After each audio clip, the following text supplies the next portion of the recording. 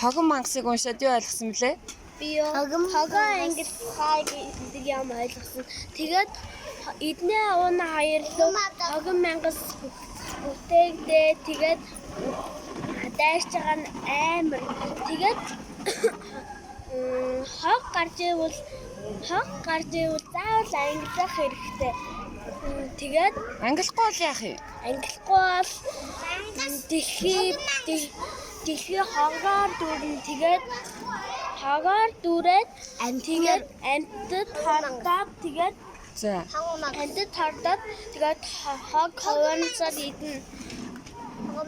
Тэгээ амтнаар өгнө. Яа нэ? Амтнаар хог эзэрэхэд хордоод өгтээ.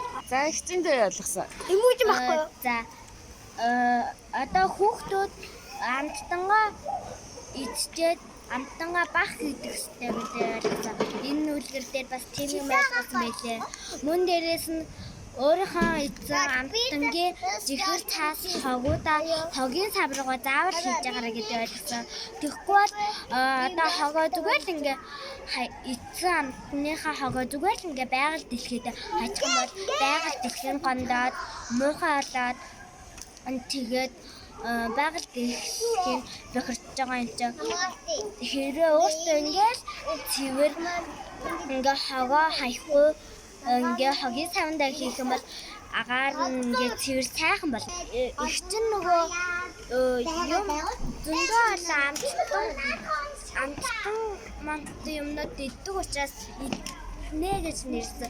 Харин нүдүү нь болохоор зөндөө амттан гоё юмнууд уудаг учраас ууна гэж нэрсэн. Оо яг оноо.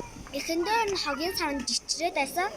Тэнгүүд нь тэр хоёр айгаал сэрэж хараад тэгэл улам жичрээд айгаал хогнууд нь нэг нэгээр нийш гарч ирээл. Тэгээ хогон мангас болсон. За хогон мангас болсон. За өөр ярих хүүхдээ нөө. За чи юу ярих вэ? Юу ойлгосон? Ондоо хоёр ингээд